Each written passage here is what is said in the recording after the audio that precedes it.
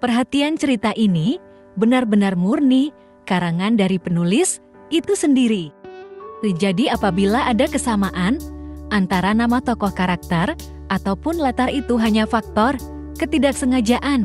Cinta terlarang, mantan mafia, bab 41, ternyata cinta bisa membodohkan seseorang. Siapa yang dimaksud Mama? Tanya Anthony penasaran sebab pagi-pagi dirinya sedang lari pagi. Kirania, jawab malas Zahra. Sementara Erik tak memperdulikan pembicaraan kedua orang tuanya, masa bodoh dengan kiranya, dirinya sudah benar-benar move on dari wanita itu. Setelah menghubungi El tak kunjung ada jawaban, Erik menghubungi Devanu. "Lo di mana?" "Saya sudah berada di kantor Tuan," jawab Devanu di seberang sana. "Ceka, segera pergi cari di mana keberadaan El. Dalam 1 jam harus ketemu," titahnya. Lalu tanpa menunggu jaan Devanu, Erik langsung memutuskan untuk mengakhiri panggilan itu.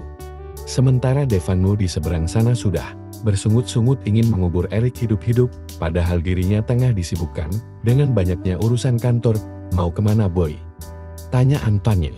"Apalagi, mencari kekasih kula," jawab sinis kepada kedua orang tuanya.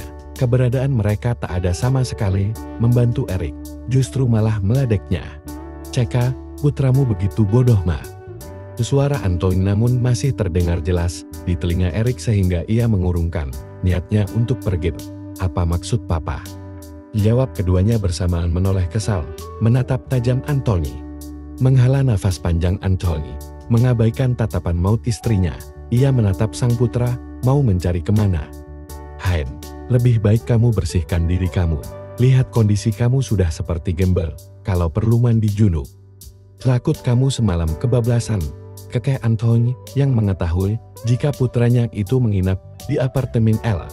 Erik mengenakan pakaian yang dipakai kemarin, karena semalam ia tidur di apartemen Ella hingga berakhir ditendang, dan sekarang pakaian itu sudah cukup berantakan layaknya seorang gembel beruntung. Muka tampan Erik sehingga lebih terlihat sebagai gembel premium. "Pah, apaan sih Erik tidak senakal itu? Dia nggak mungkin bertindak di luar batas." Zahra menabok sang suami. "Saha sakit mah." Antoine meringis merengut kesal, sementara Erik mendelik ketika mendengar ucapan frontal papanya. "Anak kita itu udah dua sama. Bahkan papa sering mergokin anak kita, ciuman dengan El," cibirnya, hingga membuat Erik menotot terkejut, terlebih melihat raut wajah sang mama. Bagaimana bisa papanya ini mengetahuinya? "Sudah kamu apain aja anak orang Erik? Sudah mama katakan, jangan melampaui batas sebelum ada ikatan pernikahan." Kesal Zahra menatap Erik. "Nggak ma, sumpah. Erik hanya menciumnya, nggak lebih dari itu," jawab Erik jelas berbohong, karena saat itu dirinya hampir saja kebablasan. "Cepat ganti pakaianmu. Memalukan sekali calon pewaris Ludovic ini," perintah Anthony. "Tapi Pak El." Kakek Erik tetap mencari El, karena jika menunggu Devanu ia tak sabar. "Bodoh, hari ini dia ada jadwal praktek siang. Otomatis dia di rumah sakit Erik," geram Anthony kepada sang putra, yang mendadak bersikap bodoh. Senyum di bibir Erik mengembang. Ia berlari mendekat sang papa lalu memeluknya dengan erat. "Papa keren, papa terbaik." Mencium pipi Anthony lalu Erik berhambur ke kamar mandi untuk bersih-bersih. Sementara kedua orang tua itu tengah melongo dengan kelakuan anak semata wayangnya. "Pah, dia siapa sih? Masa anak kita?"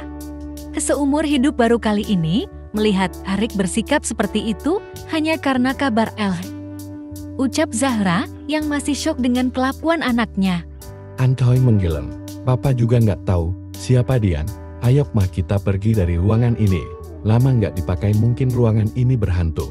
Keduanya lantas pergi meninggalkan anaknya seorang diri. Memang keluarga satu ini kadang rada-rada. Mungkin jika orang luar tahu akan kelakuan satu keluarga ini akan tercengang. Karena Ludovic terkenal dengan keberingasan dan keangkuhannya dan tak mudah ditindas dalam hal apapun, tak menyangka jika mereka bisa bersikap sereceh ini. Meninggalkan keluarga Ludovic, Pele tengah serius melaksanakan tugasnya sebagai seorang dokter. Diri yang mengunjungi satu persatu ruangan pasien anak bersama dengan putri suster plus merangkap sebagai asisten Dokter Elle, suara lembut kasih sayang yang Ella torehkan kepada seluruh pasien anak-anak membuatnya menjadi dokter favorit di rumah sakit ini. Tak ada kata takut dan sakit lagi di bibir para pasien itu, wajah pucat dan badan lemas seolah tak berarti bagi mereka, seperti pada bocah laki-laki yang berumur 8 TH ini yang terbaring. Sakit sudah 5 hari lamanya, karena muntah berat. Pagi boy, bagaimana hari ini? Masih betah bobok di sini nggak? Tergoda Dokter Eli mengusap pipi anak laki-laki berwajah tampan itu cukup segar dibandingkan dengan kemarin. Pagi dokter, di sini bosan. Makanannya gak kenal, gak bisa kemana-mana, walaupun ada dokter cantik yang merawat aku. Tapi gak setiap hari kesini, aku sudah rindu bersekolah, bermain-main bersama teman-temanku, dan juga rindu makan es krim dan permen lollipop kesukaan aku. Jawab laki-laki tampan itu dengan cemberut. Karena sudah hampir 1 minggu dirinya dirawat di sini akibat muntaber. Nanti malam, kamu bisa bobok lagi di rumah, sambung Dokter Ele hingga mengundang teriakan girang anak laki-laki itu. Dokter sungguh tidak berbohong. Teranya kembali dengan mata berseri-seri, dan Ellen mengangguk. Tapi dengan satu syarat, jangan dulu makan dan jajan sembarangan dulu. Oke. Dia catain. Bocah tampan itu bersemangat memberi hormat kepada Dokter Elle. Good boy. Ini dokter kasih sesuatu buat kamu. Dokter Elle memberikan paper bag berwarna hitam itu, disambut gembira oleh bocah tampan ini dengan wajah cerianya. Mobil remote bunda, aku dikasih mobil remote, teriaknya heboh. Aduh, dokter maaf merepotin. Ucap tak enak ibu dari anak itu. Lele tersenyum lembut, tak tapa ibu, hanya hadiah kecil. Henloy mengulas senyum tipisnya. Menjadi salah satu rumah sakit termewah dan terlengkap di Jakarta membuat rumah sakit ini tak pernah sepi. Banyak orang berlalu lalang entah untuk menjadi pasien ataupun mengunjungi keluarga atau kerabatnya yang tengah dirawat. Termasuk bagian EGD yang tak pernah sepi, setiap jamnya selalu ada yang datang entah itu kecelakaan atau hal gawat lainnya. Dilihatnya Dokter Maureen yang begitu cekatan memeriksa pasien yang baru saja datang akibat kecelakaan. Harusnya siang ini ia menikmati tidur nyenyaknya.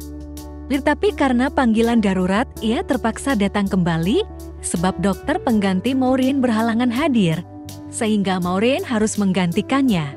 Tahan dulu sebentar ya Pak. Saya bersihkan kotoran di luka Bapak. Mungkin akan sedikit perih, ucap Maureen kepada pria setengah baya yang tengah meringis kesakitan di bagian paha. Terdapat luka yang menganga cukup dalam dan lebar, bahkan sebagian daging itu sudah hilang entah kemana. Lo mengambil kapas yang sudah diberikan cairan alkohol, lalu diusap perlahan membersihkan kotoran tanah dan pasir. Akhir, perih dok, sakit. Teriak lantang pria setengah baya itu. Memejamkan kedua bola matanya erat rasanya, hingga menusuk ke tulang belulang. Tahan sebentar lagi ya Pak. Ini jika tidak dibersihkan bisa menimbulkan infeksi. Tengah Maureen masih membersihkan luka itu, beberapa menit kemudian, pria korban kecelakaan ini sudah selesai ditangani oleh Maureen. Tindakan Maureen tak luput dari perhatian satu pria tampan yang tengah menatap kegiatannya sedari tadi di pojokan. Pria itu adalah Devano. Niat awalnya ingin menemui sang tuan karena tugasnya untuk mencari keberadaan Dokter Ale. Tetapi langkahnya berhenti ketika melihat wajah yang beberapa hari ini mengusiknya, tatapan yang sulit diartikan. Sebelum Maureen menyadari, itu buru-buru ia pergi dari tempat ini. Devano salah. Justru kehadiran dirinya sudah lebih dulu diketahui Maureen.